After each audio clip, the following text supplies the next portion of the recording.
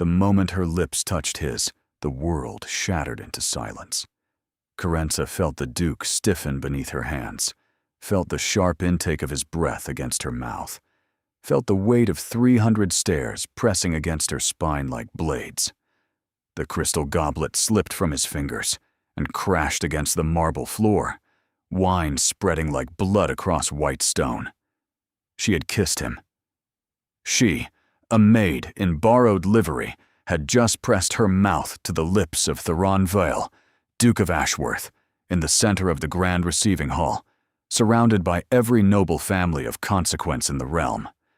The orchestra's final note hung suspended in the air, then died. Carenza's heart slammed against her ribs with such violence, she thought it might break through. Her hands were still fisted in the lapels of his midnight blue coat, so knuckles white, trembling. She could taste the wine he had almost drunk. Almost.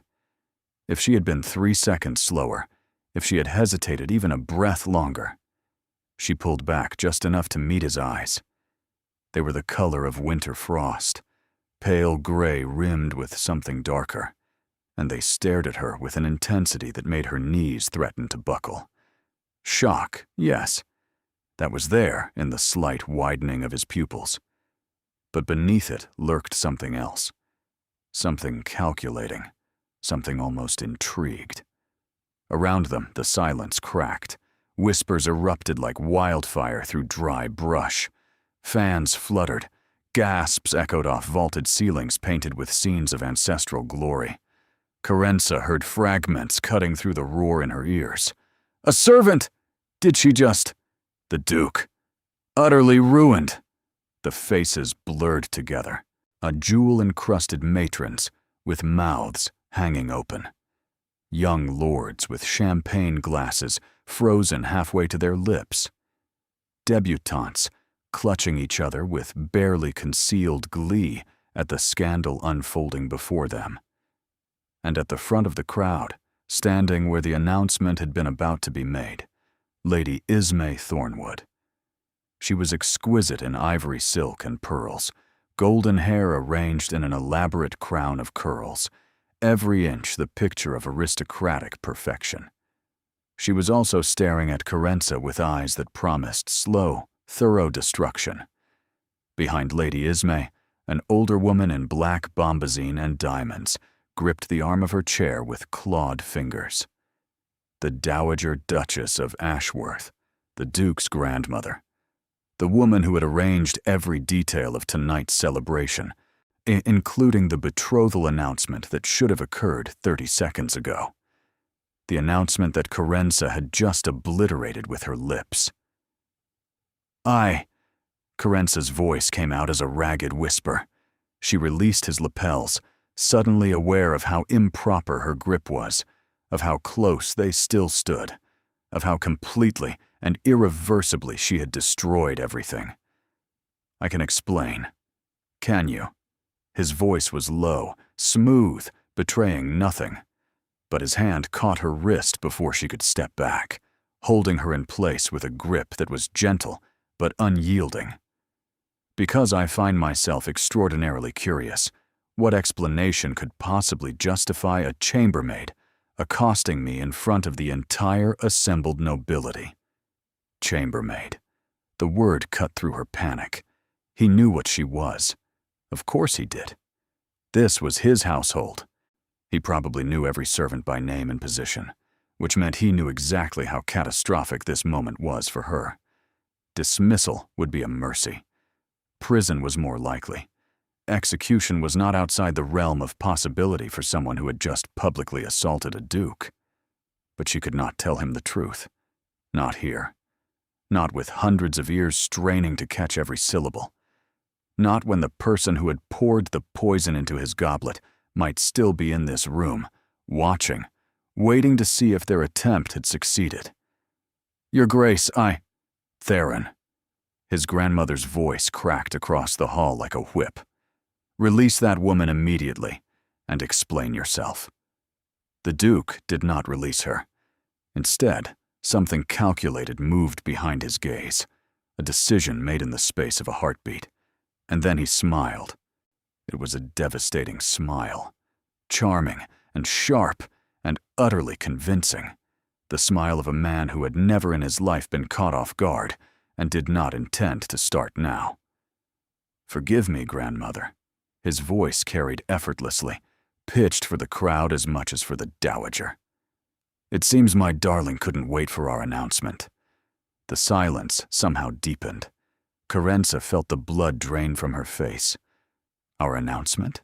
His hand slid from her wrist to intertwine with her fingers, an intimate gesture that sent fresh gasps rippling through the assembly. "Ladies and gentlemen," the Duke continued, his tone warm with false affection, "may I present Miss Carenza Hale, my betrothed." The hall erupted. Carenza could not breathe. The noise crashed over her in waves, exclamations of shock, cries of disbelief, Lady Ismay's sharp intake of breath cutting through the chaos like glass. The Duke's fingers remained laced through hers, anchoring her in place, while her mind spun wildly, grasping for purchase and finding none. Betrothed. He had called her his betrothed.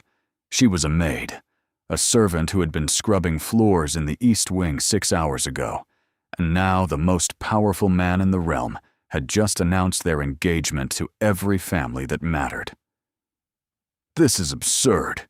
Lady Ismay stepped forward, her ivory skirt swishing against the marble.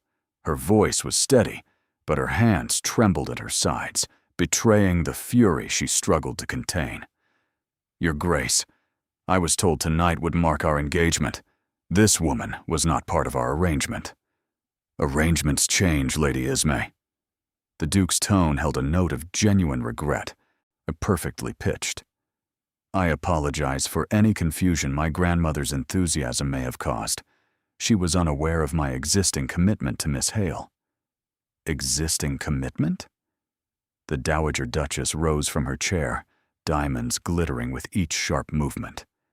She was smaller than Carenza had expected, barely reaching her grandson's shoulder, but presence radiated from her like heat from a forge. "Theron Vielle, I have overseen every aspect of your life for 27 years. If you had an existing commitment, I would know of it. Some matters are too precious to share, even with family." The Duke's hand tightened almost imperceptibly around Carenza's. A warning, a plea, she could not tell which. "Carenza and I wished to keep our courtship private until we were certain of our feelings." "Certain of your feelings for a chambermaid?" The word hung in the air like smoke. Several people in the crowd tittered nervously. Lady Ismay's lips curved into a thin, triumphant smile. Carenza felt heat flood her face. She should speak, should deny this madness, confess the truth, accept whatever punishment came. But the Duke's thumb traced a small circle against her palm, and she remembered. The poison. She had watched Lord Whitaker's footman pour it, had seen the crystalline liquid disappear into the Duke's wine while everyone else watched the orchestra, had known, with bone-deep certainty, that if she did not act immediately, Theron Vielle would be dead before the first announcement was completed. There had been no time to call out, no time to alert guards, no time to do anything but launch herself across the space between them and press her mouth to his, knocking the goblet from his hand in the process. If she revealed the assassination attempt now, chaos would ensue. The culprit would slip away in the confusion, and she would be interrogated, doubted, possibly even blamed. Servants made convenient scapegoats. But if she played along with this insane charade, Miss Hale comes from a respectable family that fell on difficult circumstances. The Duke was still speaking, weaving a story out of nothing with the ease of a master. She entered service to support her widowed mother. Our connection began when she was assigned to organize my private library. Her intelligence and spirit captured my attention immediately. It was a lie, a beautiful, elaborate lie. Carenza had never been near his private library. She worked in the East Wing, changing linens and emptying chamber pots, invisible to everyone who mattered. but no one contradicted him. How could they? He was the Duke. This is most irregular. The Dowager's eyes, the same frost-colored shade as her grandson's, fixed on Carenza with piercing intensity. I require a private word with this young woman. Immediately. Grandmother, now, Theron. For a heartbeat, something flickered between them. A battle of wills fought in silence. Then the Duke inclined his head, a gesture of acquiescence that Carenza suspected was more strategic than genuine. Of course, but Miss Hale has had a rather overwhelming evening. Perhaps she might have a moment to compose herself first. She may compose herself in my sitting room. Lady Ismay, Lord and Lady Thornwood, please accept my sincere apologies for this evening's irregularities. We will speak tomorrow. The dismissal was absolute. Lady Ismay's face contorted with barely suppressed rage, but she had no choice but to curtsy and withdraw, her parents flanking her like sentinels. As she passed Carenza, she leaned close enough that her whisper reached only its intended target.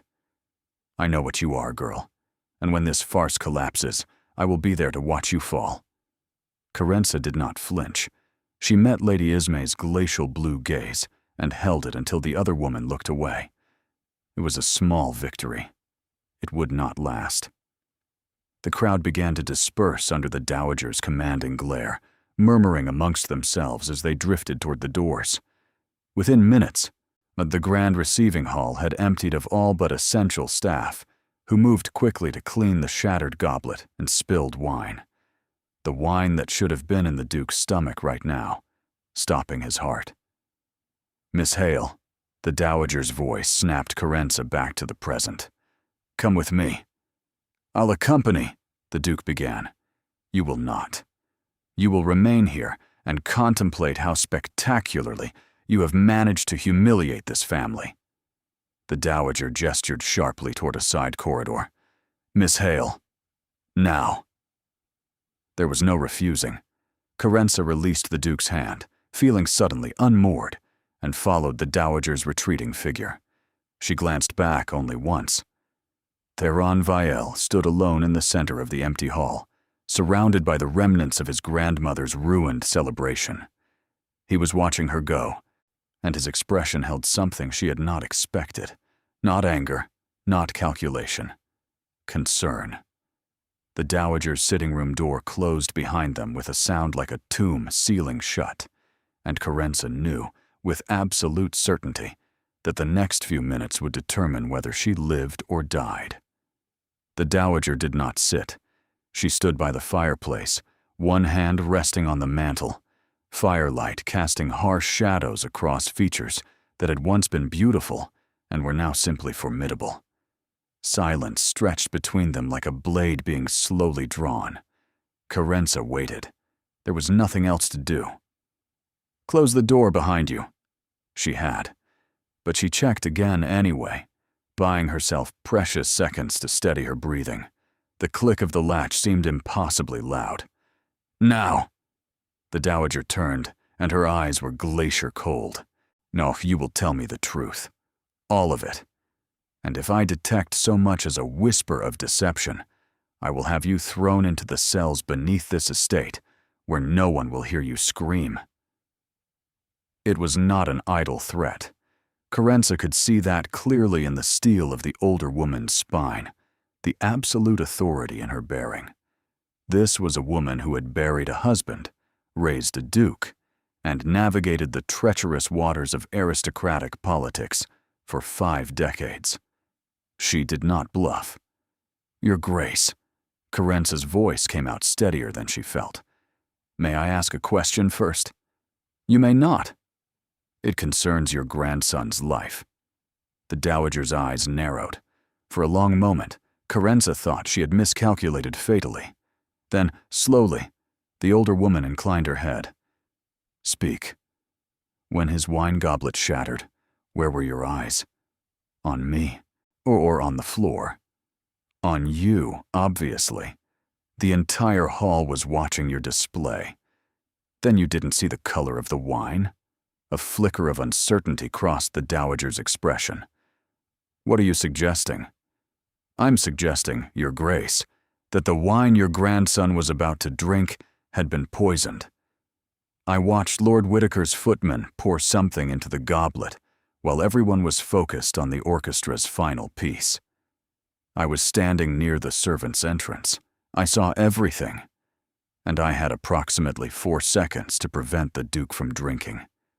Carenza paused, letting the words settle. Kissing him was the only way I could think of to knock the cup from his hand without creating the kind of commotion that would allow the poisoner to escape. The firelight crackled. The dowager's hand tightened on the mantel. You expect me to believe that a chambermaid spotted an assassination attempt that my personal guard missed? I expect you to verify my claim, Your Grace. The wine that spilled is being cleaned from the floor as we speak. Have it collected and tested. If I'm wrong, throw me in your cells. If you're right, my grandson nearly died tonight, and you saved his life. Yes. The dowager studied her for a long moment. Then she moved to the door, opened it a crack, and murmured instructions to someone waiting in the corridor. When she turned back, her expression had transformed. Not warmer, precisely, but less murderous. Lord Whitaker's household has been agitating against my grandson's land reforms for months. The words came slowly, as if being pulled from somewhere deep. His footman would have access to the family's resources, their contacts. It's not implausible. No, Your Grace. Why didn't you simply call out? Alert the guards? I was 20 feet away, Your Grace. By the time anyone reacted to my words, he would have drunk. The poison would have been in his blood. Carenza met the older woman's gaze directly. Sometimes the proper course of action is not the effective one. Something that might have been approval flickered in the dowager's eyes. Or perhaps Carenza was imagining it. You understand, of course, that this complicates matters significantly. Because your grandson has publicly declared me his betrothed. Because my grandson has publicly declared a chambermaid his betrothed on the night he was supposed to formalize his engagement to Lady Ismay Thornwood, whose family controls the northern shipping routes and whose alliance we desperately need. The dowager's voice was acidic. Whatever his reasons for this theatrical declaration, he has placed this family in an impossible position. I didn't ask him to. No. You merely assaulted him in front of 300 witnesses and left him to improvise. The door opened before Carenza could respond.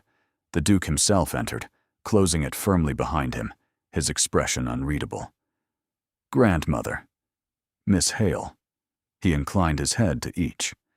I see you've been getting acquainted. She claims you were poisoned. The dowager's voice was flat. Yes, I heard. I've had the spilled wine collected for analysis, and Lord Whitaker's footman detained for questioning. The Duke moved to stand by the window, his silhouette sharp against the night beyond. It seems I owe Miss Hale my life. You owe her a debt, the dowager corrected. That does not require offering her a dukedom. No, but it does change the calculus. He turned to face them both, and Carenza saw for the first time the full weight of his attention directed at her. Not as a servant, invisible and insignificant, as an equal, as someone who mattered. It was disorienting. Miss Hale, I'll be direct. Someone in my household attempted to murder me tonight. Until I know who ordered it and why, I cannot trust anyone. Anyone except, it seems, the chambermaid, who risked everything to save me. Your Grace, You saw something no one else saw. You acted when no one else would. You made an impossible decision in an impossible moment. His voice softened slightly. Do not minimize that. Carenza fell silent. Well, Lady Ismay's family may be behind the attempt, or they may not. But the Thornwood alliance has always felt wrong to me. Their enthusiasm, their pressure, their insistence on this specific timeline. He began to pace, long strides eating the distance between fireplace and window. I've been looking for an excuse to delay. You've provided one. By becoming your fake betrothed. By becoming someone I can trust in public while I investigate in private. He stopped pacing and faced her fully. I'm proposing an arrangement, Miss Hale. You continue to play the role of my intended. In return, I will ensure your safety, provide for your family, and when this matter is resolved, give you a future beyond anything service could offer. And if I refuse, then I will express my profound gratitude, provide you with an excellent reference, and pray that whoever tried to kill me tonight doesn't decide you're a loose end worth eliminating. The words landed like stones. Carenza's mother was struggling alone since her father's death, 2 winters past. Her younger brother, Corvin, still needed apprenticeship fees they could never afford. She had entered service because there were no other options, and she had expected to spend her life in invisible labor until her body gave out. Now a duke was offering her safety, purpose, a way out, and all she had to do was pretend to love him. 2 conditions, she heard herself say. His eyebrow rose. The dowager made a strangled sound that might have been a laugh. You're negotiating with me. I'm protecting myself, Your Grace. If we're to be partners in this deception, I need assurances. For a moment, something like respect crossed his features. Name them. First, my family must be told I've taken a position as a lady's companion, a believable cover. They cannot know the truth of this arrangement, or the danger will extend to them. Done. Second, when this ends, I need letters of reference that will allow me to secure a position. A real position, with a respectable family. Not a return to scrubbing floors. You'll have more than letters. You'll have my personal endorsement. Carenza hesitated on the edge of her final demand. It was bold, perhaps too bold, but something in his eyes told her he would respect boldness more than timidity. Third, if you discover during this investigation that marriage serves your purposes better than deception, you tell me immediately. I will not be used as a shield while you court someone else in secret. I may be playing a role, Your Grace, but I am not a fool. The silence that followed was sharp enough to cut. Then the Duke extended his hand. You have my word, Miss Hale. All 3 conditions. Do we have an arrangement? She looked at his hand. Elegant, strong, attached to a man who was either her salvation or her destruction. Then she looked at the dowager, whose expression had moved from hostility to something more complicated. Finally, she thought of the poison, of the split-second decision that had brought her here, of the life she'd been living and the life being offered. She took his hand. We have an arrangement. His grip was warm and firm, and something electric passed between them, a seal on a bargain that would change everything. She just didn't know yet how much. The door burst open, and a young woman swept in with the energy of a summer storm. Dark hair cascaded over her shoulders, bright hazel eyes sparkled with undisguised delight, and she was already talking before anyone could stop her. Theron, you absolute genius. I've been trying to get you out of that dreadful Thornwood arrangement for months, and you managed it with a single kiss. She caught sight of Carenza and gasped with theatrical pleasure. Oh, you must be her, the one who caused Lady Ismay's face to turn that extraordinary shade of purple. I'm Lucienne, his sister, and I think I might already adore you. The Duke pinched the bridge of his nose. Lucienne, perhaps some restraint. Restraint is for people who didn't just witness the most exciting thing to happen in this family, since Great Aunt Matilda ran off with the stable master. Lucienne seized Carenza's hands and squeezed. Please say you'll stay. Please say this isn't some dreadful misunderstanding. This is going to be magnificent. Carenza looked between the enthusiastic young woman, the calculating Duke, and the grimly watchful Dowager. Magnificent was not the word she would have chosen. Terrifying seemed more accurate. "Miss Hale will require lodging in the family wing," the Duke said, apparently accepting that his sister could not be contained. "The blue suite, and a lady's maid, someone discreet." "My maid, Tansy, can be trusted," Carenza offered, before she could stop herself. "She's served in this household for 3 years. She won't ask questions." "Tansy," the Dowager repeated, testing the name. "The red-haired girl from the East Wing, competent, reserved. Yes, she'll do." Then it's settled. Lucienne was practically bouncing. "Oh, grandmother, don't look like that. This is going to be wonderful. I can feel it." The Dowager's expression suggested she felt something quite different. "My grandson will see you to your rooms," she said flatly. "We will speak again tomorrow, Miss Hale, at length."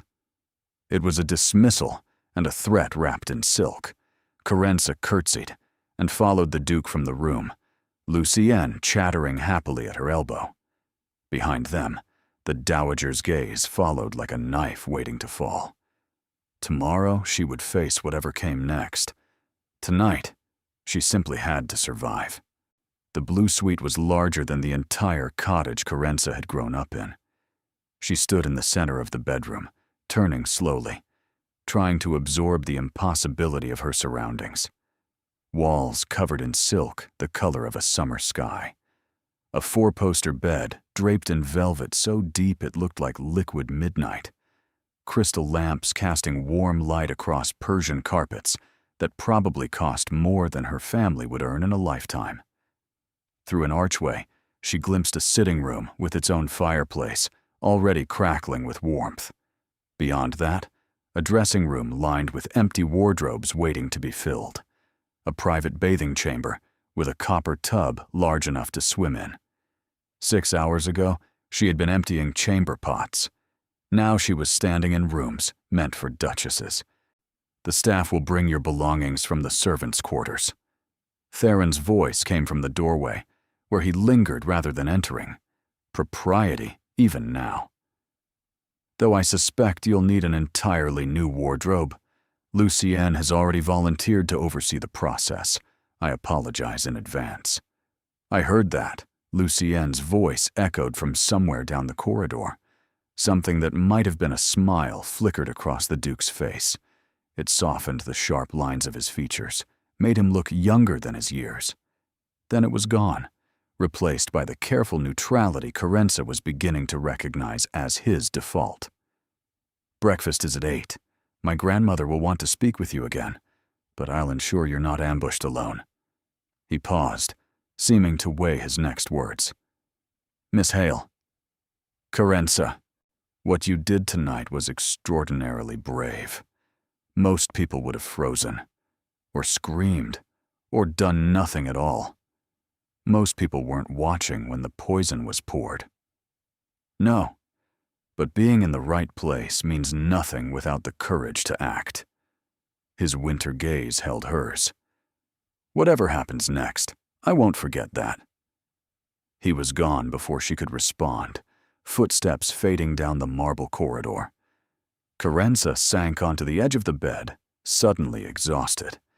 The mattress yielded beneath her like a cloud, so different from the thin straw pallet in her servant's dormitory that she almost laughed. A knock at the door made her jump. "Miss, it's Tansy." The familiar voice unlocked something in Carenza's chest. She crossed to the door and opened it to find her friend, standing in the corridor, red hair escaping from her cap, some freckled face pale with shock. Saints above, Carenza. Tansy slipped inside and closed the door behind her. "The whole household is talking. They're saying you kissed the Duke in front of everyone, that you're his secret betrothed." Her voice dropped to a whisper. "What in the 7 hells happened?" Carenza pulled her toward the sitting room, checking that no other ears lurked in the shadows. "It's complicated." "Complicated? You were scrubbing the East Wing baseboards this morning." Now you're installed in the Blue Suite, with orders that I'm to serve as your personal maid?" Tansy's eyes were wide. "Did you really kiss him?" "Yes." "Why?" Carenza hesitated. How much could she reveal? Tansy was trustworthy, had been her closest friend since they'd both entered service 3 years ago. But the truth was dangerous. The more people who knew about the poison, the more people were at risk. "I can't tell you everything," she said finally. "Not yet. But I need you to trust me, Tansy. What's happening isn't what it looks like, but it's real enough that I need you by my side. Can you do that? Can you help me without asking questions I can't answer?" Tansy studied her for a long moment. Then she nodded slowly. "You've never lied to me, Carenza. Not once in 3 years. If you say trust you, I trust you." She straightened, assuming a more formal posture. "What do you need, miss?" The title sounded strange coming from Tansy's lips. Wrong. But Carenza understood its necessity. "Tonight. I need sleep. Tomorrow." She glanced around the magnificent room that was now supposedly hers. "Tomorrow. Well, I need to learn how to be someone I'm not." "You're still you," Tansy said quietly. "Fancy rooms don't change that." But as Carenza prepared for bed in a silk nightgown that had appeared in the dressing room as if by magic, she wasn't sure Tansy was right. The girl who had grown up hungry, who had learned to make herself invisible, who had expected nothing more from life than survival. Could that girl really become someone who belonged in the Blue Suite? She lay in the impossibly soft bed, staring at the canopy above, and wondered what her mother would think if she could see her now. Would she be proud? Terrified? Both? Sleep, when it finally came, was filled with dreams of poison and frost-colored eyes, and the weight of 300 stairs pressing against her spine. Morning arrived with soft light filtering through silk curtains and the quiet efficiency of a household that had been preparing for aristocratic guests for generations. Tansy helped her dress in a borrowed gown of soft sage green that fit surprisingly well. Someone had taken measurements from Carenza's servant uniform during the night and made alterations. The speed of it was unsettling. "Lady Lucienne sent it," Tansy explained, fastening the row of tiny buttons down Carenza's back. "Said you couldn't possibly appear at breakfast in your old things. She's already ordered a full wardrobe from some fancy modiste in the city. 6 morning dresses, 4 afternoon gowns, 3 ball gowns, and more underthings than I've seen in my entire life. That's too much." "That's what duchesses wear, apparently." Tansy met her eyes in the mirror. "You look beautiful, miss. Like you belong here." Carenza didn't feel like she belonged. She felt like a fraud in silk wrapping, one wrong word away from exposure. Breakfast was served in a sunny morning room overlooking gardens that stretched toward distant hills. Lucienne was already there, attacking a plate of pastries with enthusiasm, chattering about dress fittings and social calendars. The Duke sat at the head of the table, reading correspondence with a small furrow between his brows. He looked up when Carenza entered, and approval briefly warmed his expression. "Miss Hale, I trust you slept well." "The accommodations were more than comfortable, Your Grace." "Theron, please. If we're to be convincing, we should practice informality in private." His name felt strange on her tongue, too intimate, but she nodded. The Dowager was conspicuously absent. "Grandmother breakfasts in her rooms," Lucienne supplied, reading Carenza's glance toward the empty chair. "She'll summon you around 10. Don't worry, her bark is worse than her bite." "Her bark is considerable," the Duke murmured without looking up from his letters. "She likes people who stand up to her. Just don't show fear." Carenza thought of the Dowager's glacier eyes, the absolute authority in her bearing, the promise to have her thrown in cells where no one would hear her scream. Don't show fear. Easier said than done. At precisely 10 o'clock, a footman appeared to escort Carenza to the Dowager's private apartments. These occupied the entire east tower of Ashworth Hall, a suite of rooms decorated in the stark elegance of the previous century. Dark wood, heavy velvet, from portraits of stern ancestors watching from every wall. The Dowager sat in a high-backed chair by the window, morning light falling across her like judgment. She did not rise when Carenza entered. "Sit." Carenza sat in the indicated chair, keeping her spine straight and her hands folded in her lap. Every deportment lesson her mother had scraped together money to provide suddenly seemed inadequate. "The wine has been tested." The Dowager's voice was flat. "You were correct. A concentrated extract of monkshood, enough to stop a healthy man's heart within minutes." Relief and horror mingled in Carenza's chest. "And the footman? Being questioned. He claims he was paid by an intermediary. We're tracing the connection." The Dowager's eyes fixed on her with unsettling intensity. "It seems I owe you my grandson's life." "I did what anyone would have done, Your Grace. Don't be modest.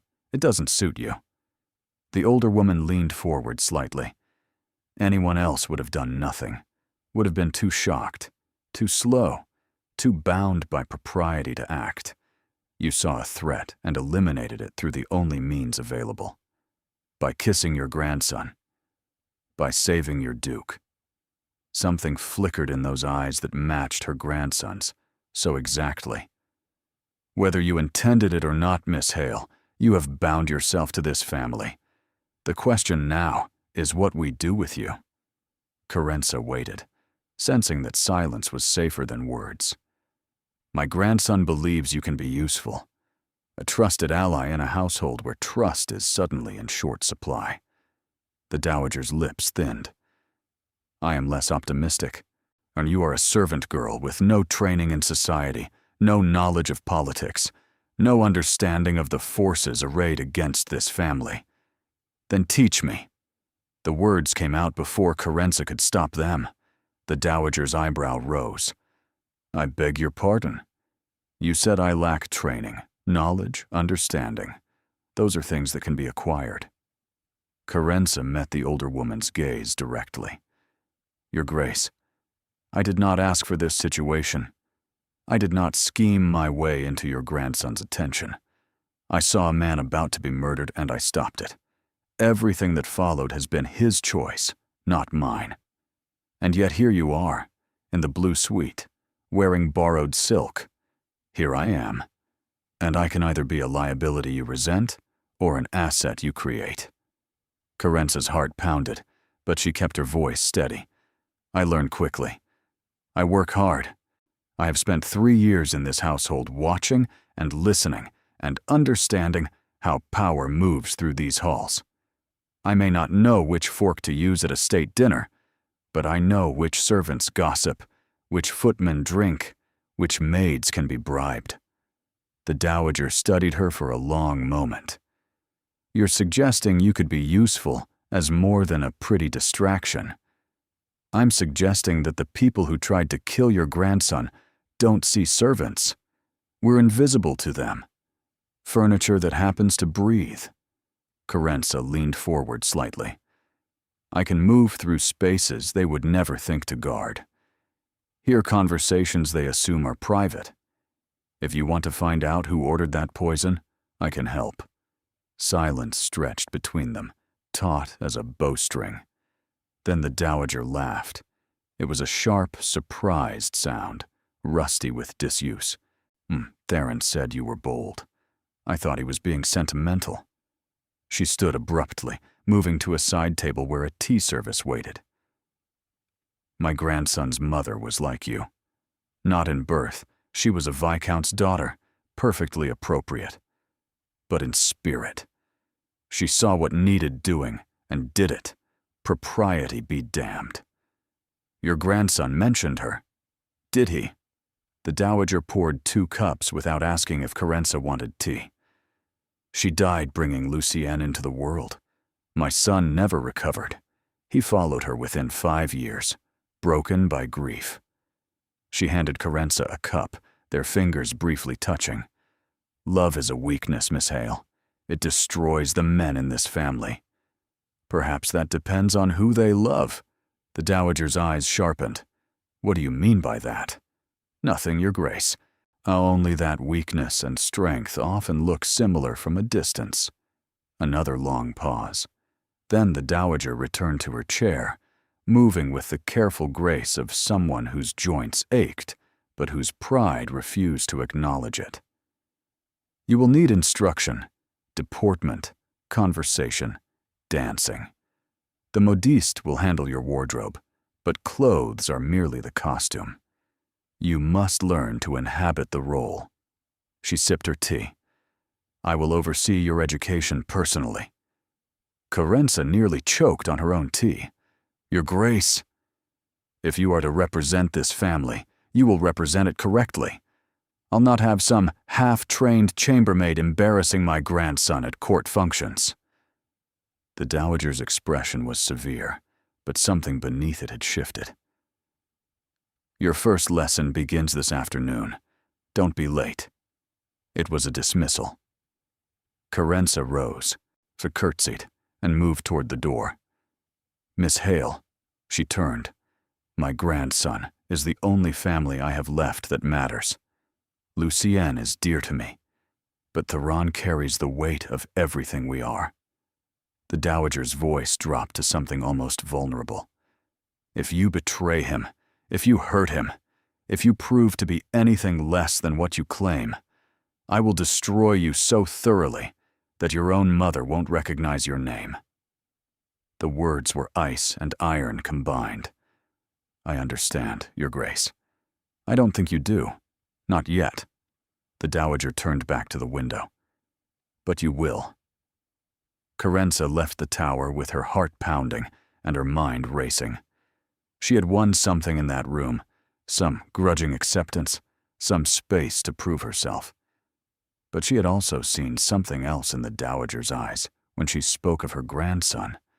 Fear. Not of Carenza, of something else, something larger. Whatever forces had sent that poison, they were more powerful than a single footman's betrayal. And the Dowager knew it. The next 3 weeks passed in a blur of instruction and exhaustion. Carenza's days began before dawn, with deportment lessons in the long gallery, walking with books balanced on her head, while the Dowager critiqued every step. Shoulders back, chin level. You're a duke's intended, not a scullery maid. Move like you own the ground beneath you. Mornings were devoted to conversation and etiquette, which topics were appropriate for which gatherings, how to deflect intrusive questions without giving offense. The subtle art of saying nothing while appearing to say everything. Afternoons brought dancing instruction with Monsieur Beaumont, a terrifying Frenchman with silver hair and the temperament of an irritated cat. No, no, no. The waltz is seduction, mademoiselle, not wrestling. You must float, not stomp.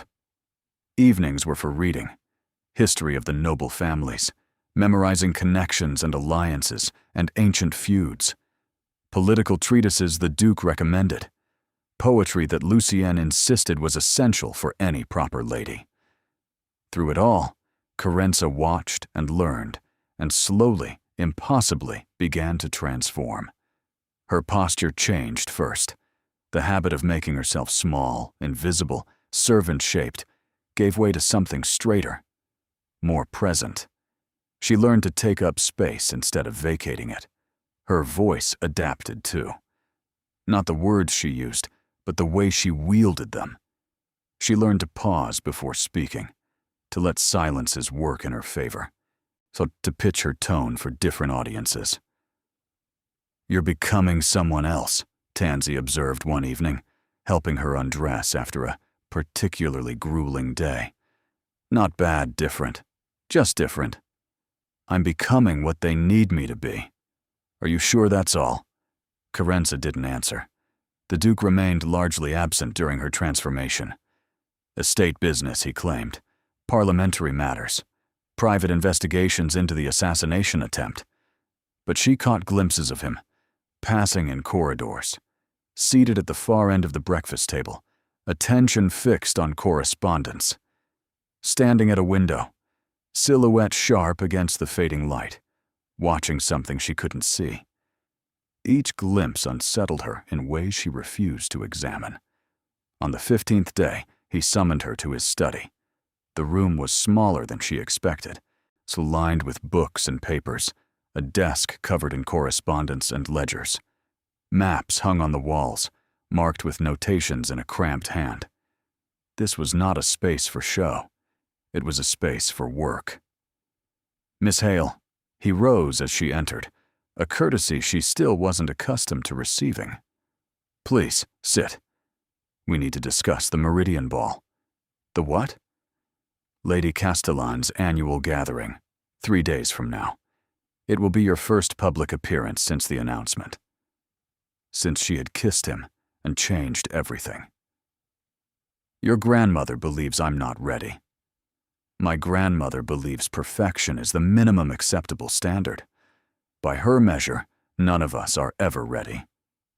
He settled into the chair across from her, rather than behind the desk, an unusual choice that placed them on equal footing. "I believe you'll manage admirably. You have more faith than evidence warrants. I have observation." His silver-touched eyes held hers. "I've been watching your progress. Monsieur Beaumont says you have natural grace once you stop overthinking. My grandmother admits you're a quick study, which is practically a declaration of love from her. Lucienne claims you're already better at conversation than half the debutantes in the city." Carenza felt heat rise to her cheeks. "They're being kind. They're being honest. Different thing entirely."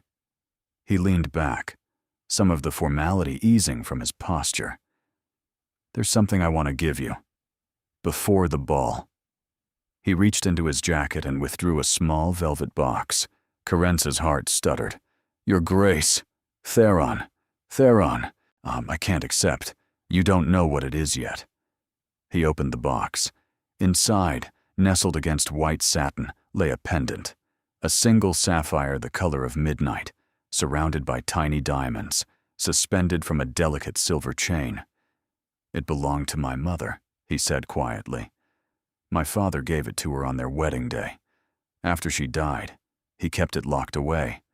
I only found it when we were sorting his effects." Carenza's throat tightened. "I really can't." "You can. You must, actually." His voice remained steady, but something deeper moved beneath the surface. "At the Meridian Ball, everyone will be watching. Judging. Looking for proof that you're an imposter, a passing fancy. Someone beneath my notice. This pendant tells a different story. It says you matter enough to receive a family heirloom. It says I'm not playing games. But you are playing games. We both are. Are we?" The question hung between them, soft and dangerous. Carenza didn't know how to answer. "It's too valuable," she managed finally. "Emotionally, if not monetarily. I'm not your real betrothed. Giving me something that belonged to your mother. My mother would have liked you." He said it with quiet certainty. She was practical and brave and didn't suffer fools. She would have appreciated someone who saw poison being poured and decided kissing a stranger was preferable to watching him die. Something cracked in Carenza's carefully constructed composure. "You make it sound nobler than it was. I was terrified. I didn't think. I just acted. The best decisions often happen that way." He stood, taking the pendant from its box. "May I?" She nodded, not trusting her voice. He moved behind her chair, and she felt his fingers brush the nape of her neck as he fastened the clasp. The sapphire settled against her collarbone, cool at first, then warming to her skin. "There." His voice was close to her ear, barely above a murmur. "Now, you look like someone who belongs at a duke's side."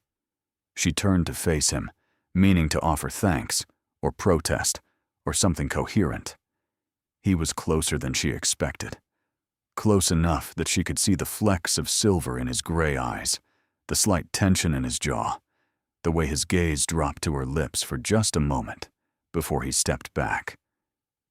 "I should let you rest," he said, voice slightly rougher than before. "The next few days will be demanding." "Theron," he paused at the door. "Why do you trust me?" "Really?" The question had been burning in her for weeks. "You barely know me. I could be anyone. I could be working with the people who tried to kill you." He was silent for a long moment. When he spoke, his voice held something she hadn't heard before. Honesty stripped of polish. "Because when I looked in your eyes that night, I saw fear. Not the fear of being caught or punished or exposed. The fear of losing something precious." He met her gaze across the lamplit room. "You were afraid I would die. A stranger you had no reason to care about. That kind of fear can't be faked." He left before she could respond. Carenza sat alone in his study, his mother's pendant warm against her skin, and tried to remember that this was temporary. A performance. Nothing real. But her heart wasn't listening. That night, she found a book on her pillow, a collection of poetry, leather-bound, clearly well-loved. A note tucked inside, written in the Duke's cramped hand. "For when the transformation feels like too much." These helped my mother remember who she was. Perhaps they'll do the same for you. She read until the candles guttered, words blurring through tears she refused to name. In 3 days, she would face society as the Dukes intended. In 3 days, everything would change again. But tonight, in the quiet of the Blue Suite, Carenza allowed herself one dangerous thought. What if this wasn't just a performance? What if she was starting to feel something real? She fell asleep with the poetry book clutched to her chest and the sapphire pendant lying against her heart, dreaming of winter-gray eyes and words that sounded terrifyingly like promises. The Meridian Ball blazed with 10,000 candles. Lady Castellan's estate sprawled across manicured grounds like a jewel in velvet, every window glowing, every terrace strung with lanterns that swayed in the evening breeze. Carriages lined the drive for half a mile, disgorging the finest families in the realm in a glittering parade of silk and jewels. Carenza stood at the entrance to the grand ballroom, Theron's arm beneath her gloved hand, and tried to remember how to breathe. "Steady," he murmured, pitched for her ears alone. "They're just people. Wealthy, titled, occasionally insufferable people, but people nonetheless. People who think I'm an imposter. People who are desperate to form opinions. Give them something to admire instead of something to mock." Easy for him to say. He had been born to this, or raised to command rooms simply by entering them. She had been born to clean those rooms and disappear before anyone noticed she existed. But she had his mother's sapphire at her throat, and 3 weeks of brutal training behind her. She had survived the Dowager's interrogations, Monsieur Beaumont's criticism, and the endless scrutiny of a household watching for any sign of weakness. She could survive one ball. Presenting His Grace, the Duke of Ashworth, and Miss Carenza Hale. The announcement rippled through the ballroom like a stone dropped in still water. Heads turned, conversations stuttered. Fans fluttered with sudden urgency. Carenza lifted her chin and descended the stairs at Theron's side, moving with the deliberate grace the Dowager had drilled into her until it felt almost natural. Her gown was midnight blue silk, chosen to complement the sapphire pendant, cut in a style that whispered elegance rather than shouting wealth. She felt every eye in the room cataloging her appearance, searching for flaws, tallying evidence for the gossip that would follow. Let them look. Let them talk. She had faced the Dowager Duchess and emerged with a grudging blessing. These people were amateurs by comparison. There you are. Lucienne materialized from the crowd in a swirl of pale gold silk, her smile bright enough to illuminate the entire ballroom. I was beginning to worry you'd been detained. Lady Pemberton was just asking about you, Carenza. She wants to know where you acquired your pendant. I told her it was a family heirloom, which is technically true. Lucienne, Theron said warningly. What? I didn't lie. It was our family's heirloom. Oh, now it's hers. Lucienne linked her arm through Carenza's free one, effectively capturing her between siblings. Come. There are people you absolutely must meet. Lady Iseult is fascinated by anyone who can render my brother speechless, which apparently you did quite thoroughly. They moved through the crowd, and Carenza found herself swept into a current of introductions and conversations. Lady Iseult, silver-haired and sharp-tongued, who pronounced her refreshingly unpolished. Lord Merrick, young and enthusiastic, who asked about her family with genuine curiosity rather than judgment. The Castellan daughters, twins in matching emerald, who giggled and whispered, but seemed more intrigued than hostile. Not everyone was welcoming. She caught glares from older matrons who clearly disapproved, or heard fragments of whispered conversations that stopped abruptly when she approached. Saw the way certain groups closed ranks, excluding her with the subtle cruelty of those who had perfected social warfare over generations. But she also saw something else: interest, curiosity, the grudging respect that came from surviving where everyone expected her to fail.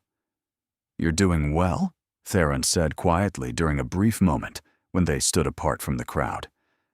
Better than well. You're charming them. I'm terrifying them. There's a difference. In society, they're often the same thing. The orchestra struck up a waltz, and he offered his hand. Shall we give them something to really talk about? Dancing with him was different than practicing with Monsieur Beaumont. The Frenchman had been technically perfect, but clinical, on treating her like a student to be corrected rather than a partner to be led. Theron danced like he did everything else, with controlled intensity that made her feel simultaneously safe and dangerously off balance. His hand at her waist was warm through the silk. His eyes held hers with an attention that made the crowded ballroom fade to insignificance. Everyone is watching, she murmured as they turned. Let them. They're waiting for me to make a mistake. Then don't give them one. His grip tightened slightly. You're not a servant pretending to be a lady, Carenza. You're a woman who saved a man's life and is now navigating the consequences with remarkable composure. Stop thinking about what you were. Think about what you're becoming. What am I becoming? His answer came without hesitation. Someone who could actually belong at my side. The words struck her like lightning. She stumbled slightly, recovered, but he had seen.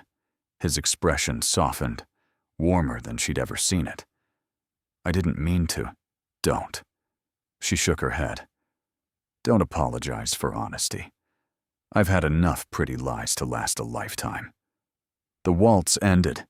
They stood in the center of the dance floor, slightly breathless, while applause scattered around them. Other couples moved to take their places, but for a moment, it was just the two of them, suspended in something that felt dangerously close to real. Then Lady Ismay Thornwood appeared. She was stunning in ivory and pearls, her golden hair elaborately styled, her smile sharp enough to draw blood.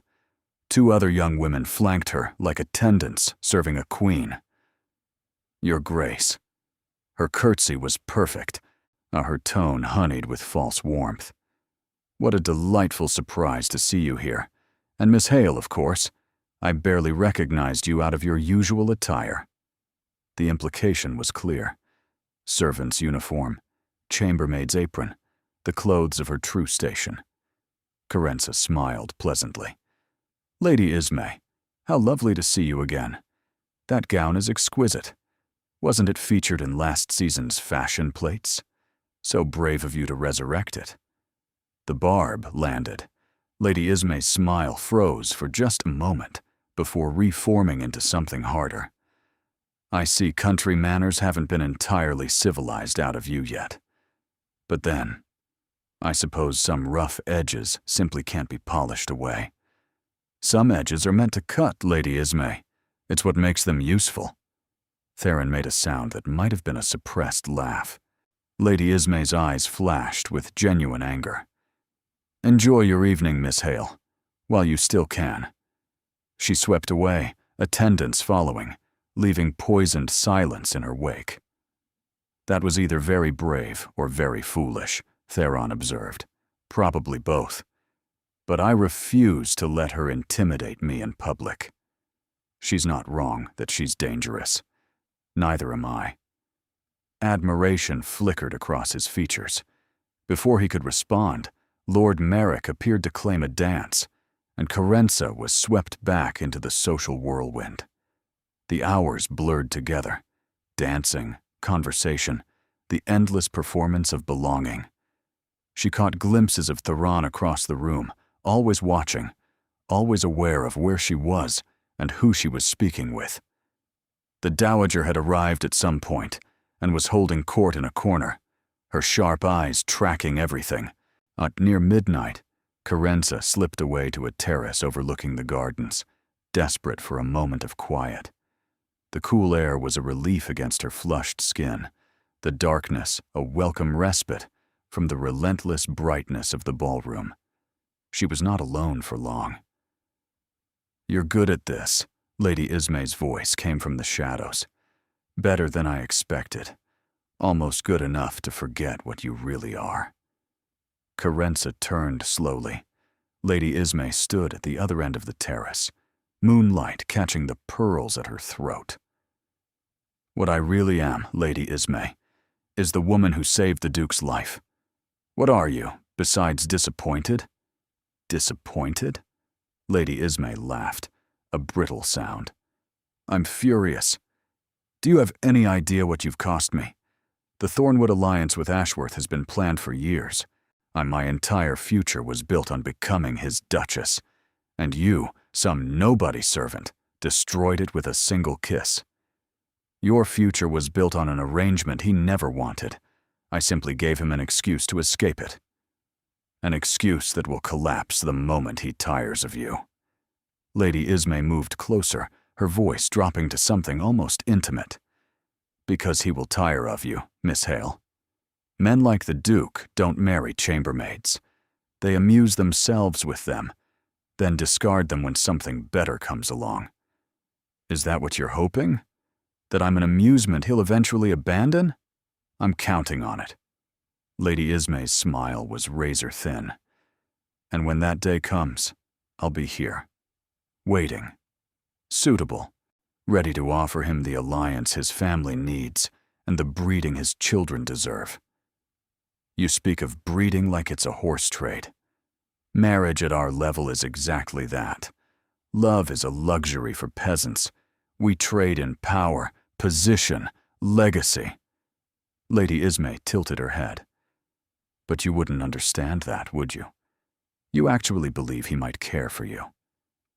The word struck closer to the bone than Carenza wanted to admit. "What I believe," she said carefully, "is that the Duke makes his own choices. He chose to reject your arrangement. He chose to stand beside me tonight. If you have grievances with those choices, take them up with him." "Oh, I intend to." Lady Ismay turned toward the ballroom doors. "Enjoy your fairy tale while it lasts, Miss Hale. Midnight always comes, eventually." She vanished inside, and leaving Carenza alone with the moonlight and the unsettling echo of her words. Midnight always comes eventually. Was that what this was? A fairy tale with an expiration date? "There you are." Theron's voice made her jump.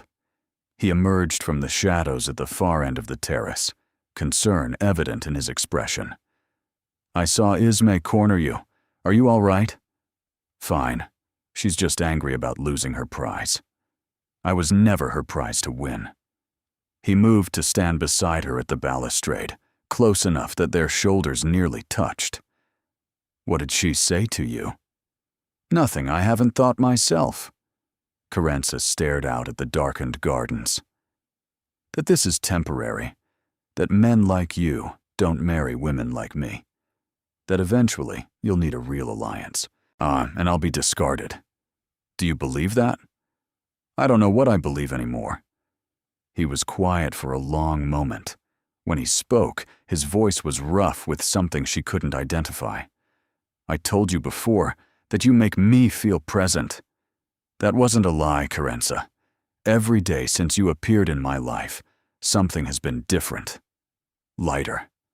Less like drowning and more like swimming." He turned to face her. "I didn't expect that. I'm not sure I even wanted it. Caring about things means they can be taken away. Your mother, my father. Everyone I've ever loved has eventually left." His jaw tightened. "But you're still here. Against all odds, against all logic, you're still here. And I'm starting to hope that maybe this doesn't have to be temporary." Her heart stopped, restarted, stopped again. "Kodotheron, I'm not asking you to answer now. I'm not even sure what I'm asking. Just know that when I look at you, I don't see a chambermaid playing dress-up. I see someone extraordinary. Someone I never expected to find.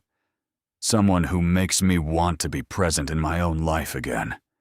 The moonlight caught the silver in his eyes, the vulnerability he so rarely allowed to surface. Before she could think, before she could calculate the consequences, Carenza closed the distance between them and kissed him. Not a performance, not a strategy, just the terrifying truth of what she felt, pressed against his lips in the darkness. He went still for a heartbeat. Then his arms came around her, pulling her closer, and he kissed her back with an intensity that stole her breath. This was different from the desperate gamble in the grand receiving hall. This was deliberate. This was real. This was two people admitting something neither had planned to feel. When they finally broke apart, breathless and trembling, his forehead rested against hers. "That," he murmured, "was not part of our arrangement." "No," she agreed. "It wasn't." "Do you regret it?" "Not even slightly." He laughed, a genuine sound of joy that she had never heard from him before. "Then I suppose we need to revise our terms." "I suppose we do." They stood together in the moonlight, hearts racing, the future suddenly uncertain in an entirely new way. Inside, the ball continued, oblivious to the moment that had just changed everything. But elsewhere in the garden, hidden by shadows and hedgerows, someone else had witnessed their kiss. Someone who would use it to destroy them both. The days following the Meridian Ball existed in a strange suspension. Nothing had officially changed. Carenza still occupied the Blue Suite, still attended lessons with the Dowager, still played the role of the Duke's intended for whatever audience required it. But everything felt different. Theron found reasons to seek her out. Morning walks in the garden, discussing the ongoing investigation. Afternoon tea in the library, ostensibly reviewing correspondence, but actually trading stories about their vastly different childhoods. Evening conversations that stretched past propriety and into territory that made the servants exchange knowing glances. They did not kiss again. Some unspoken agreement kept them careful in public, aware that their performance had attracted enemies who would exploit any vulnerability. But the awareness was always there, in the way his hand lingered when he helped her from a carriage, in the way her breath caught when he stood too close, in the charged silences that said more than words ever could. "You're falling for him," Tansy observed one morning while arranging Carenza's hair. "Properly falling. Not just pretending." "I know. Is that wise? Probably not. But you're doing it anyway." Carenza met her friend's eyes in the mirror. When has wisdom ever stopped anyone from feeling what they feel? Tansy had no answer for that. The investigation into the assassination attempt had stalled. The footman claimed he'd been paid by a hooded figure in the market square, untraceable and anonymous. But Lord Whitaker denied any involvement and had enough powerful allies that pressing charges without proof would be political suicide. "Someone wanted me dead," Theron said grimly during one of their afternoon conversations. "And they're still out there, still waiting. Do you think they'll try again? I think they'll wait until my guard is down, until I trust the wrong person." His eyes met hers. "That's why you matter so much, Carenza. You're the one person in this household I know isn't working against me. Because I saved your life. Because you had nothing to gain and everything to lose by doing so." He moved closer, his voice dropping. "Do you understand what that means to me? In a world where everyone wants something, where every kindness has a price, you acted purely. You saw someone about to be murdered and you stopped it. No calculation, no agenda, just goodness. I'm not good. I'm scared and selfish and completely out of my depth. Those things aren't mutually exclusive." His hand cupped her face, thumb tracing her cheekbone. "You can be scared and still brave, selfish and still kind, out of your depth and still swimming. Theron, I love you." The words fell between them like stones into still water. "I didn't mean to," he continued, voice rough. "I wasn't looking for this.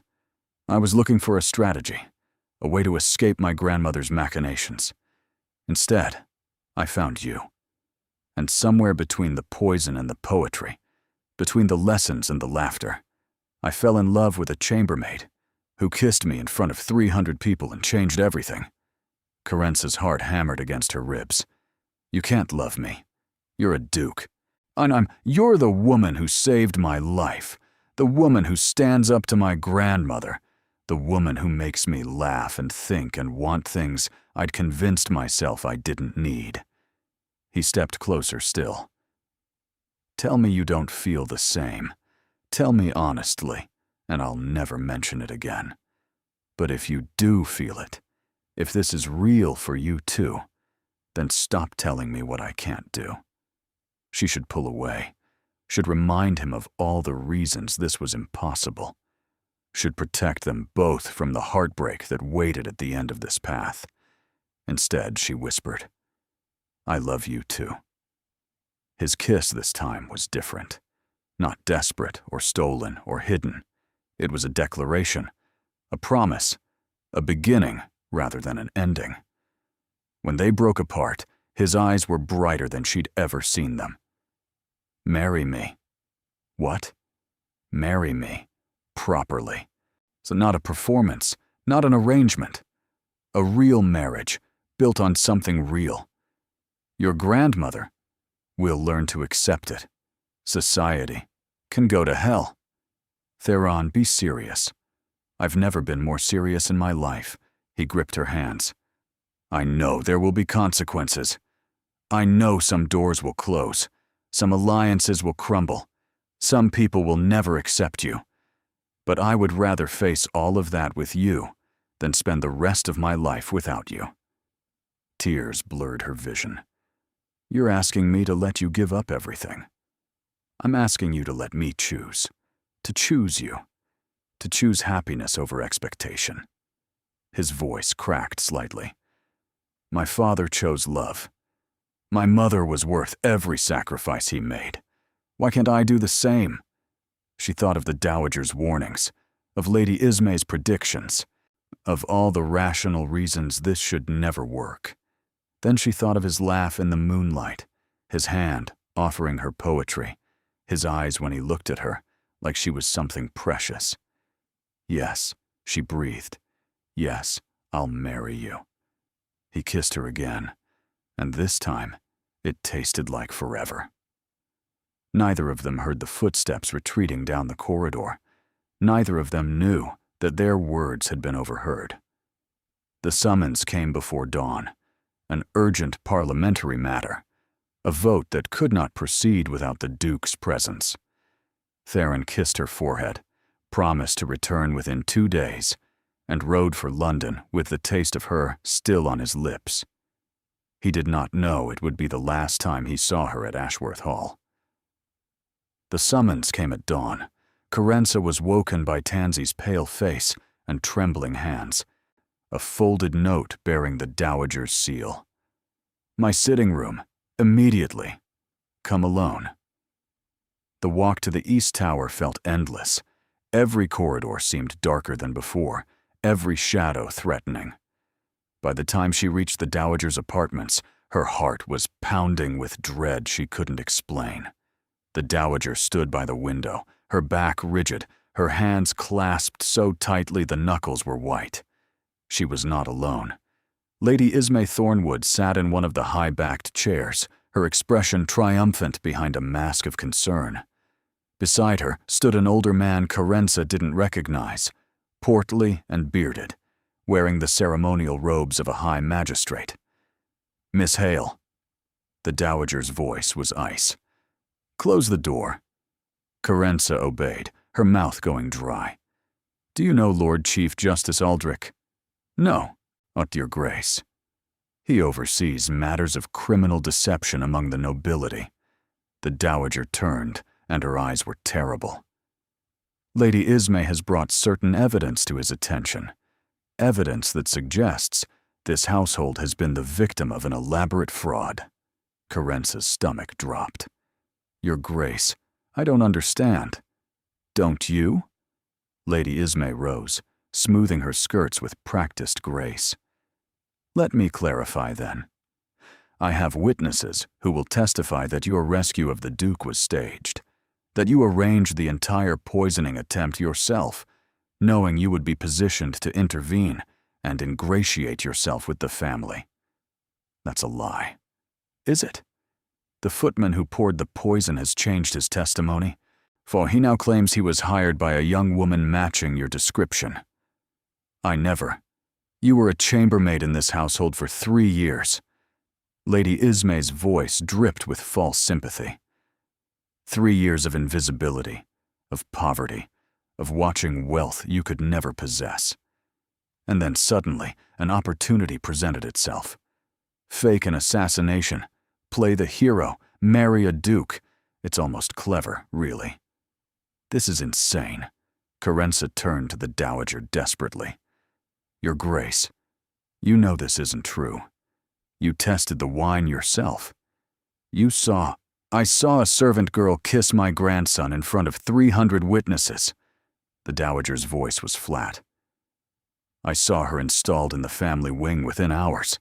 I saw my grandson, grieving and vulnerable, manipulated into an attachment that defies all reason." "He wasn't manipulated. He chose Lord Aldrich."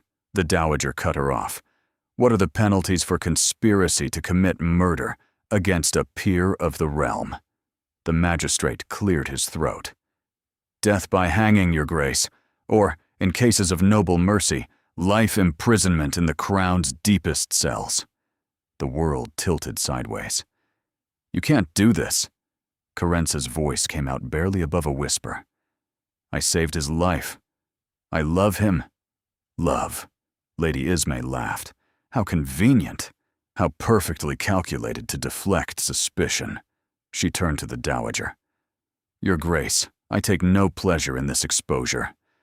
But the Thornwood family cannot stand by while a criminal plots to infiltrate the highest levels of society. For the Duke's sake, for the sake of all noble families, this woman must face justice." Carenza looked at the Dowager, searching for any sign of doubt, on any crack in the icy facade. She found none. "You have 1 hour to collect your belongings," the Dowager said quietly. "Lord Aldrich's men will escort you from the estate. The formal charges will be filed by end of day." "Let me speak to Theron, please. He'll tell you, my grandson is in London on parliamentary business. He will be informed of these developments upon his return." The Dowager's voice softened almost imperceptibly. "If you ever cared for him at all, Miss Hale, you will leave quietly. Spare him the scandal of your arrest on his own grounds." The words landed like blows. Carinza stood frozen, unable to breathe, unable to think. Everything she had built, everything she had dared to hope for, crumbling to ash around her. "Take her," Lady Ismay said. 2 guards appeared and gripped Carenza's arms. "Your Grace, please." But the Dowager had turned back to the window, and Lady Ismay was already smiling, and there was nothing left to say. They marched her through the corridor she had learned to love, past servants who stared with shock or satisfaction, down the grand staircase where she had descended on Theron's arm mere days ago. Tansy was waiting by the servants' entrance, tears streaming down her freckled face. "I packed what I could," she whispered, pressing a small bag into Carenza's hands. "I'm so sorry. I'm so sorry. It's not your fault." "Miss Carenza," Tansy's voice cracked. "What do I tell him? When he comes back?" Carenza thought of Theron, of his smile in the moonlight, of his voice saying, "I love you," like it was the truest thing he'd ever spoken. Tell him I didn't do this. Tell him I would never hurt him. I'd tell him. But there were no words for what she wanted to say. The guards pulled her toward a waiting carriage, and Ashworth Hall disappeared behind her, and the life she had almost lived vanished like smoke in the wind. Lady Ismay Thornwood watched from an upper window, her smile sharp with victory. The Duke would return to find his unsuitable attachment removed, his grandmother's authority restored, and a properly suitable bride waiting to comfort him in his disappointment. Everything was going according to plan. The cottage where Carenza's mother lived was smaller than she remembered. 3 days had passed since her expulsion from Ashworth Hall. 3 days of traveling in the magistrate's carriage, then being released when the formal charges collapsed. The footman had recanted before she even reached the capital, and without his testimony, Lord Aldrich had no evidence to proceed. 3 days of walking the final miles home because she had no money for coach fare. Her mother had cried when she appeared on the doorstep. Her brother Corvin had raged about justice and nobility and the cruelty of those with power. Carenza felt nothing at all. She moved through the days like a ghost, helping with chores, speaking when spoken to, sleeping in the narrow bed she'd occupied as a child. The sapphire pendant still hung around her neck. She couldn't bring herself to remove it. On the 4th day, hoofbeats thundered up the lane. Carenza was in the vegetable garden, pulling weeds with mechanical precision, when the sound made her freeze. She looked up to see a rider approaching at reckless speed, dust billowing in their wake. Theron.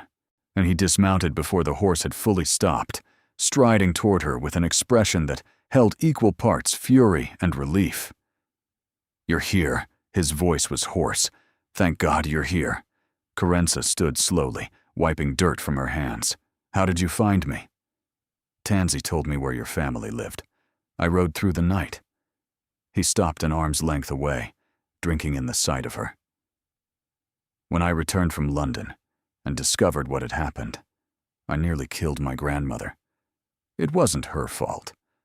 Lady Ismay has been dealt with." His jaw tightened. The footman recanted his new testimony when faced with actual questioning rather than bribes. The entire conspiracy collapsed within hours. Ismay has been banished from polite society, and Lord Whitaker, who was funding her schemes, is facing formal investigation. Carenza's knees threatened to buckle. What? It was Whitaker all along. He funded the assassination attempt through intermediaries, then funded Ismay's plot to frame you when the first plan failed. He thought that if he could discredit you, I would be vulnerable enough to manipulate. Theron's expression darkened. He underestimated how thoroughly I would pursue anyone who tried to take you from me. But your grandmother said, my grandmother was deceived, expertly, deliberately deceived by people who knew exactly which fears to exploit. He moved closer. She feels tremendous guilt, for whatever that's worth.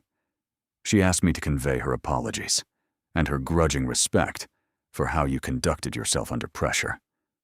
Grudging respect? Carenza laughed weakly. How generous. That's practically a declaration of love from her. His hand reached out, hesitated, then cupped her dirt-smudged cheek. Carenza, come back with me. To what? To more scheming and suspicion? To a life where I'll always be the chambermaid who got above her station? To a life where you'll be my wife? His voice cracked. I meant what I said before they took you. I want to marry you. Properly. Publicly. Permanently. The scandal, there's already scandal. There will always be scandal. But I would rather weather every storm with you than spend my life in comfortable safety without you. His thumb traced her cheekbone. My father's letter to me said love was the only thing that made duty bearable. I finally understand what he meant. What letter? I found it after you left, hidden in his study. I'd meant to be discovered after his death. Theron's eyes glistened. He wrote about my mother, about choosing her despite everyone's objections, about how the pain of losing her was worth every moment of having her. He pressed his forehead to hers. He told me to be brave, to find someone who made me brave, and hold on to them with everything I have. Tears spilled down Carenza's cheeks. Theron, you make me brave, Carenza. You make me want to stop existing and start actually living. You make me believe that love isn't a weakness to be avoided, but a strength to be embraced. He pulled back enough to meet her eyes. Please, come home. Let me spend the rest of my life proving that you're not a scandal or a liability or a mistake. Let me show the world what I see when I look at you. What do you see? Everything. His voice was barely a whisper. I see everything. From the cottage doorway, Carenza's mother watched in silence. Her brother Corvin stood beside her, his earlier anger transformed into something like wonder. Carenza looked at the man who had changed her life, the Duke who saw a chambermaid, and chose her anyway, the grieving son who had learned to live again. Yes, she said. Take me home. He kissed her there in the vegetable garden, surrounded by weeds and witnesses, and this time there was nothing desperate or uncertain about it. This time it felt like coming home. The dowager waited for them in her sitting room. She looked older than Carenza remembered, smaller. The imperious authority that had made her seem invincible was diminished somehow and replaced by something more human. Guilt, Carenza realized. The dowager felt guilty. Miss Hale. The older woman rose as they entered, moving with less grace than usual. I owe you an apology. Yes, Carenza said simply. You do. The dowager flinched almost imperceptibly. Lady Ismay presented evidence that seemed compelling. The footman's changed testimony, witnesses who claimed to have seen you meeting with suspicious figures, documents that appeared to link you to Lord Whitaker's faction. She paused. I should have questioned more thoroughly. I should have trusted my grandson's judgment. Instead, I allowed my fears to override my reason. Your fears? That Theron would make the same choice his father made. The dowager's voice softened. Edmund loved Charlotte beyond all sense. When she died, it destroyed him.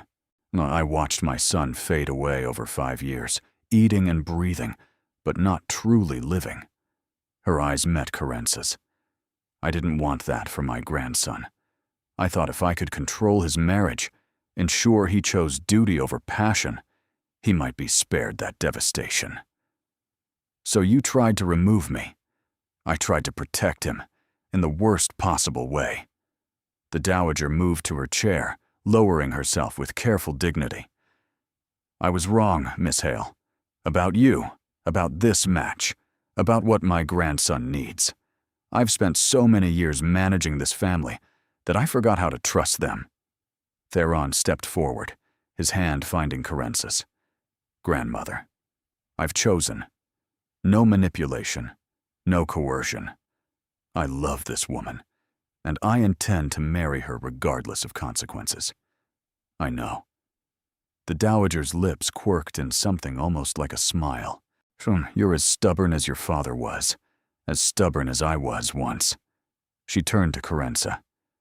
You faced false accusations with composure. You protected my grandson's dignity, even while being dragged from this house in disgrace. You could have raged, could have demanded public vindication, could have made this family's failure everyone's entertainment. Instead, you went quietly. Why? Because a scene would have hurt him more than it hurt me. The dowager studied her for a long moment. Charlotte would have said the same thing. Silence fell between them, weighted with history and grief and the fragile possibility of something new. I'm not asking for your blessing, Carenza said finally, but I am telling you what will happen. I'm going to marry your grandson.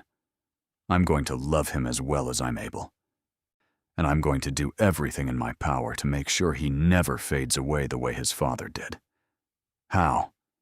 By being present, by making him laugh, by reminding him that life is worth living even when it's painful.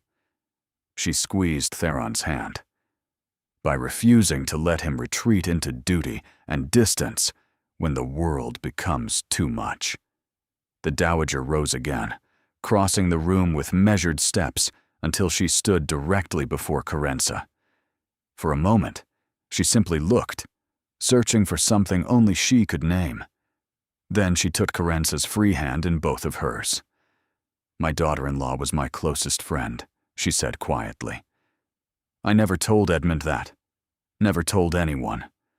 Losing her broke something in me, too, and I've spent 20 years pretending otherwise.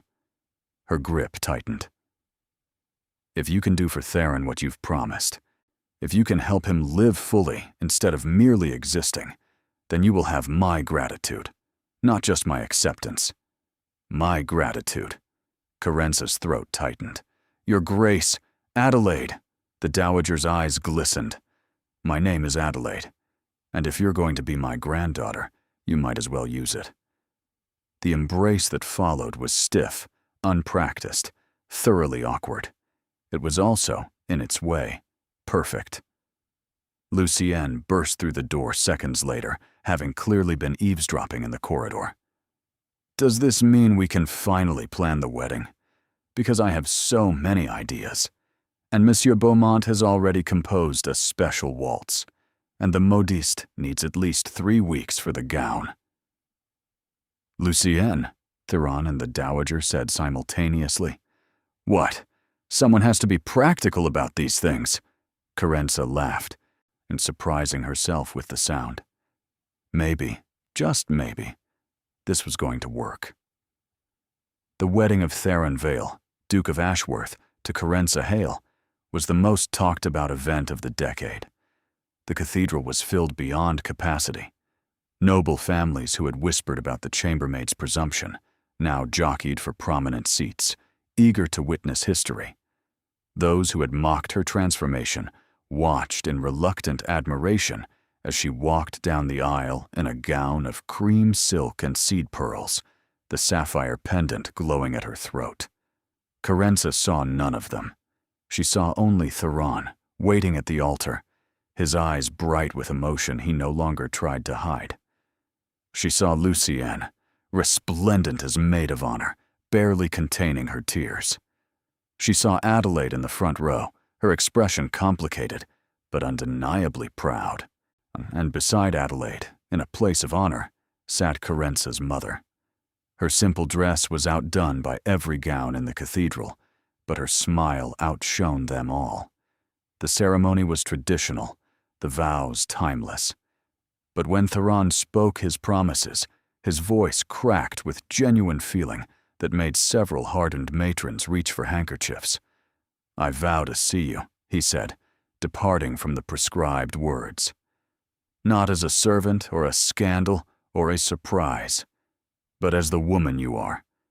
Brave, brilliant, entirely unexpected. I vow to be present in our life together, to laugh more than I brood, to choose you every day for the rest of my days." Carenza's response was equally unscripted. "I vow to remind you that love is not a weakness, that choosing happiness requires courage, that the best things in life often begin with accidents." She smiled through tears.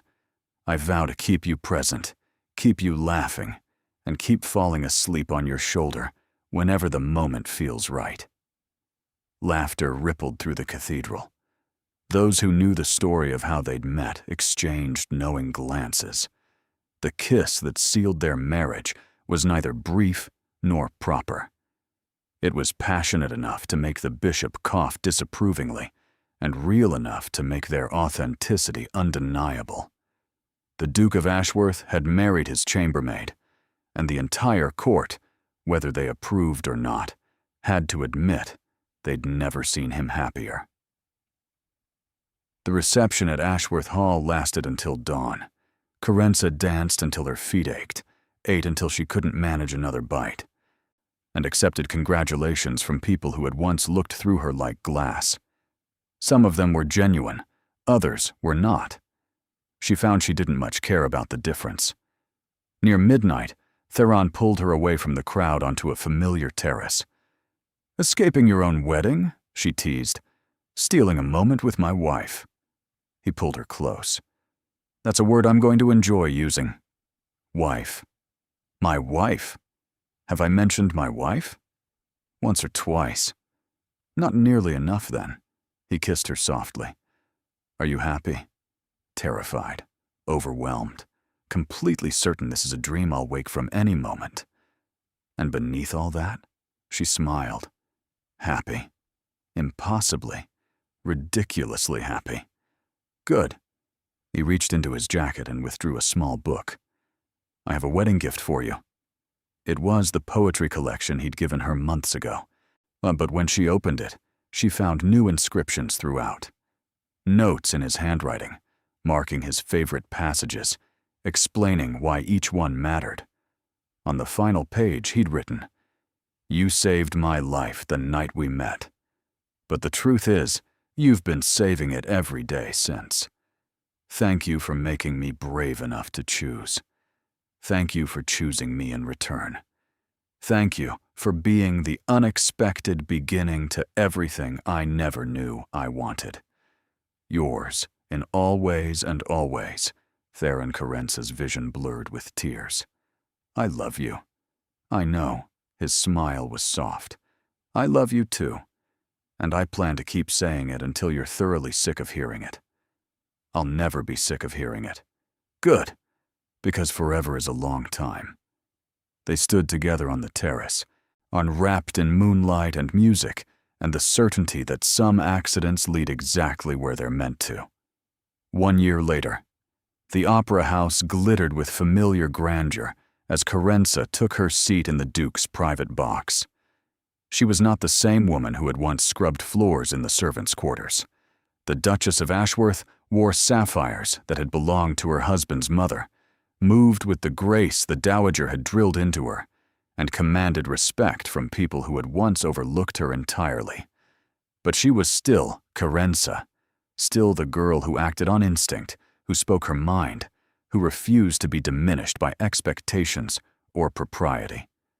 "You look magnificent," Theron murmured, settling beside her. "You're biased." "Thoroughly and permanently biased." He lifted her hand to his lips.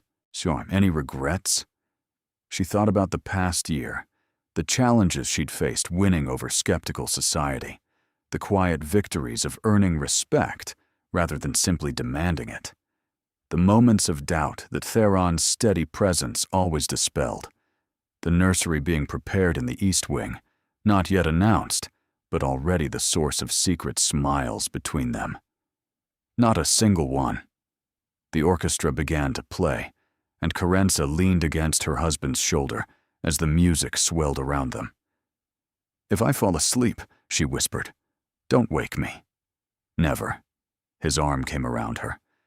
"I'll be here when you open your eyes." It had begun with an accident, a desperate kiss, a shattered wine glass, a court falling silent in shock. Now it was something else entirely. A life, a love, a story that people would tell for generations. The maid who kissed the Duke who chose her anyway, and the happily ever after that neither of them had expected to find. The whispers about their marriage never fully stopped. Society remained divided on whether the match was romantic or ridiculous. Adelaide continued to make pointed comments about proper behavior, though she also ensured that anyone who openly insulted Carenza found themselves mysteriously excluded from every event that mattered. Tansy became the Duchess's personal attendant, rising to a position of trust and comfort that her years of loyal service had earned.